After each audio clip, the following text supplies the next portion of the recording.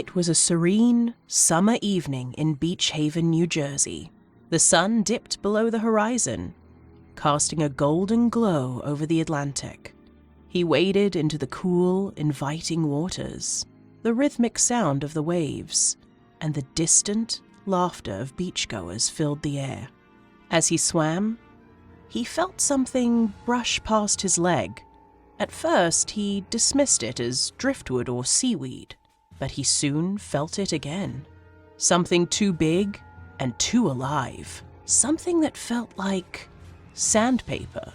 An otherworldly sense of dread washed over him.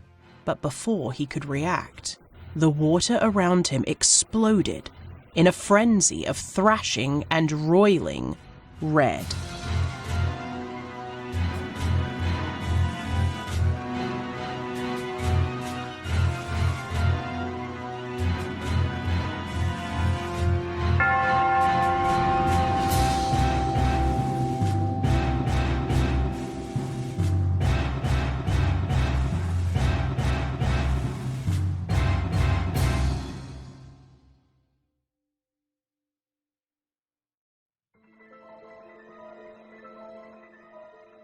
Amidst the sun-drenched days of a bustling holiday season, the picturesque coastal towns of northern New Jersey become havens for swimmers and beachgoers.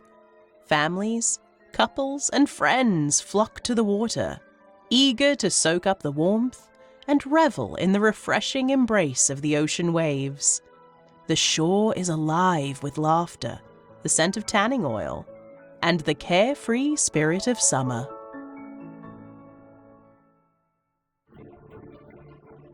It is not incidental if you're now picturing Amity Island and Hooper, Brody, and Quint's Melville-esque battle with a 25-foot great white. It's by design. The idea of a shark preying on the population of a small northeastern town without warning does not originate with the film Jaws or the novel it was based on. In fact, Jaws owes its existence to something that occurred much earlier, at a time when the nation was still free of the horrors of the Great War unfolding on the other side of the Atlantic.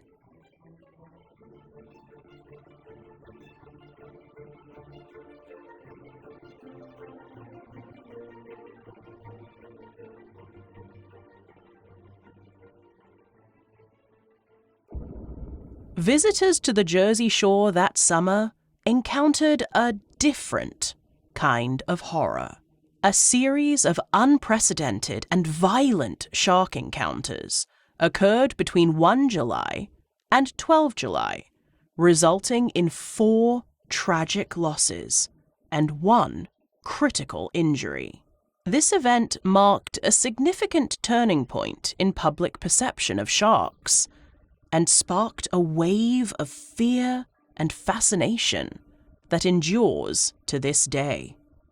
The first incident occurred on the evening of 1 July. Charles Van Sant, a 25-year-old from Philadelphia, was vacationing with his family at the Ingleside Hotel in Beach Haven. That evening, Van Sant decided to take a swim before dinner. He ventured into the surf, accompanied by his dog. A shark suddenly set upon him as he swam, clamping down on his left thigh, tearing at his leg, and turning the water crimson. Eyewitnesses on the beach, including lifeguard Alexander Ott and bystander Sheridan Taylor, heard Van Sant's cries for help. They rushed into the water, pulling him free and bringing him back to shore. Van Sant's father, Dr. Eugene Van Sant, attempted to stop the bleeding, but the extent of the trauma was overwhelming. Van Sant was carried back to the hotel and then rushed to Ingleside Hospital, where he expired due to extreme blood loss. The attending physician noted that Van Sant's leg had been severely lacerated, injuries consistent with a shark. Ott recounted, "He was screaming and thrashing, trying to free himself. When we pulled him out, there was so much blood. It was horrifying. I had never seen anything like it.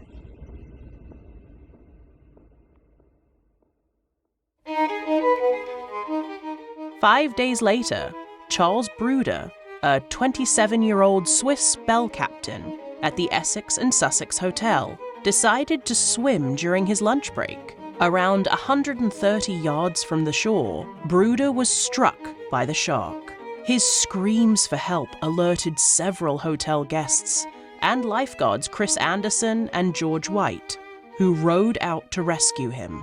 Hotel guest Gertrude Schuyler described the scene, saying, "I heard the most terrifying screams and saw a man thrashing in the water. The lifeguards brought him back and his legs were gone. It was a scene of absolute horror." Upon reaching Bruder, they found him floating in an unspeakable maelstrom of red-tinged seawater. Both legs gone. The lifeguards managed to get him onto their boat, but Bruder succumbed to his injuries before they reached the shore. His body was carried to the hotel, where horrified guests and staff gathered, witnessing the gruesome aftermath of the incident.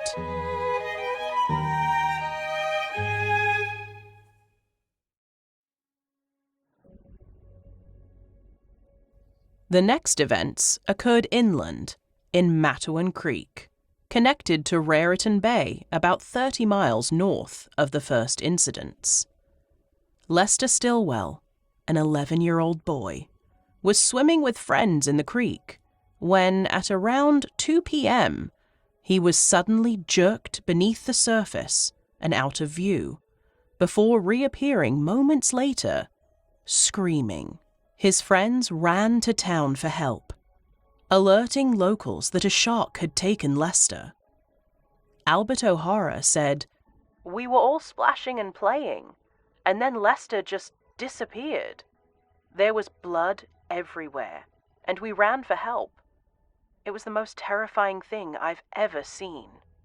Several men, including 24-year-old Watson Stanley Fisher, hurried to the creek to search for Lester.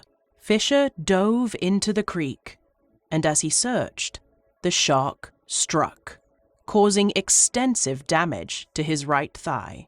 Despite being rescued and brought to shore, Fisher passed away later that evening in a local hospital due to severe hemorrhaging.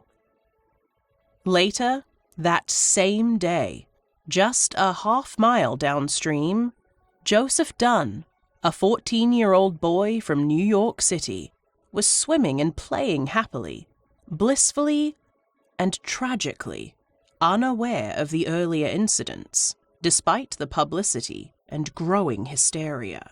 Around 30 minutes after Fisher was struck, the shark struck again, clamping onto Joseph's leg. Joseph's brother, Michael Dunn, said, "We saw the water turning red and realized Joey was in trouble. We pulled him out as fast as we could. The shark didn't want to let go. It was a miracle he survived." Michael and several friends managed to pull Joseph from the water, struggling to free him. They rushed him to St. Peter's Hospital in New Brunswick, where he was treated for his injuries. Unlike the other victims, Joseph survived, though his leg sustained significant trauma.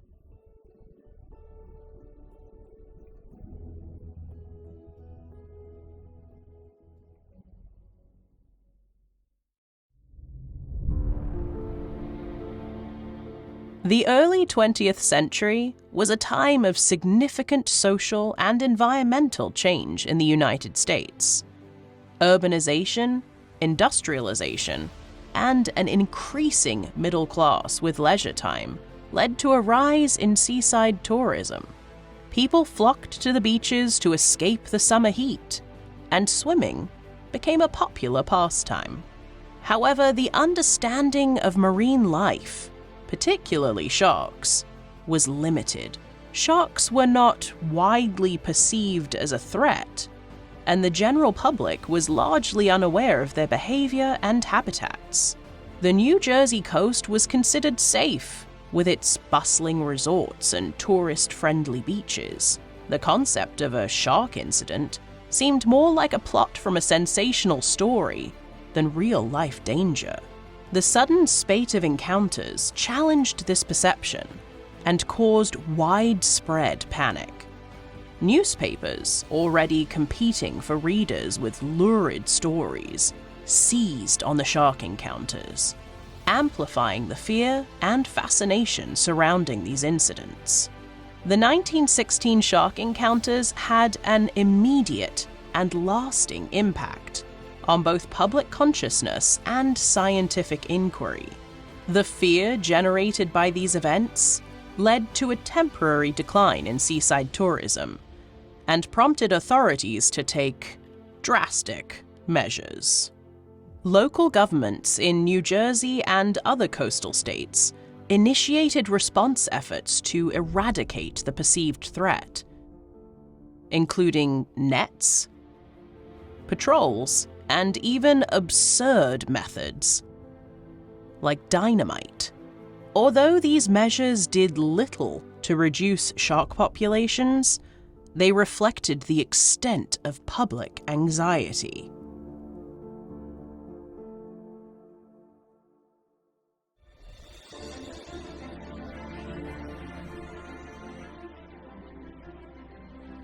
Scientifically, the encounters spurred interest in shark behavior and biology. Experts began to study sharks more closely, seeking to understand their feeding habits, migration patterns, and interactions with humans. This period marked the beginning of a more systematic approach to marine biology and the study of sharks, leading to greater knowledge and eventually to more effective conservation efforts.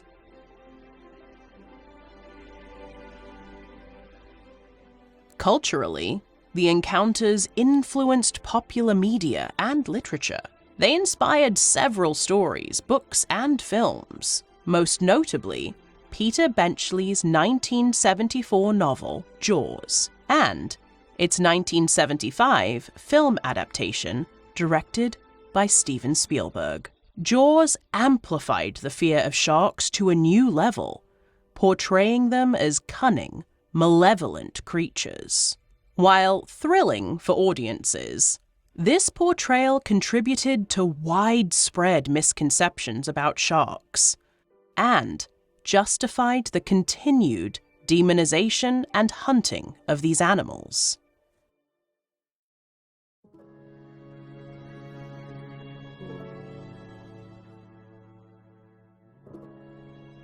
The environmental conditions in the summer of 1916 may have played a significant role in the shark incidents. Some theories suggest that unusually warm weather, ocean temperatures, and increased coastal activity due to the summer season could have attracted sharks closer to shore. Additionally, World War I was ongoing, and submarine warfare might have disrupted normal shark behavior, driving them to new hunting grounds. Another key factor is the type of shark involved. The species responsible for the incidents was never conclusively identified, though theories include the infamous great white and bull sharks. Bull sharks are particularly noted for their ability to swim in both saltwater and freshwater, which could explain the events in Matawan Creek. The lack of definitive identification has left room for continued speculation and study. Since 1916, our understanding of sharks has evolved significantly. Research has shown that shark encounters with humans are extremely rare, and most species pose little threat to people. Sharks are now recognized as essential components of marine ecosystems, playing a crucial role in maintaining the balance of ocean life. conservation efforts have gained momentum as the importance of sharks to biodiversity and the health of the oceans has become apparent. Many species are now protected, and public education campaigns aim to dispel myths and promote coexistence with these ancient predators.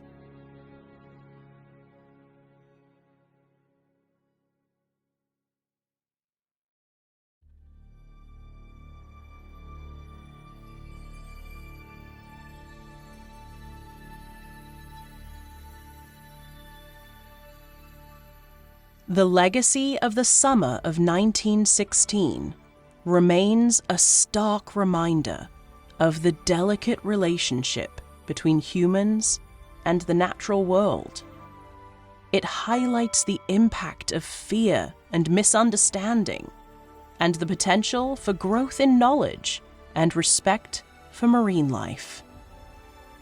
As we continue to explore and interact with the oceans, the lessons from that fateful summer remind us to approach nature cautiously and curiously.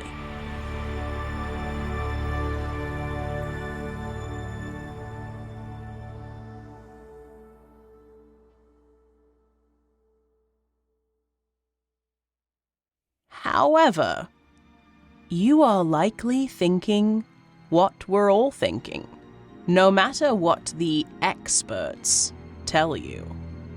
Never assume it's safe to go back in the water. Those still, deep places, obscure and unyielding, ravenous hunger, and things with sharp teeth lay in wait just beneath the surface, perhaps nearer than you will ever know.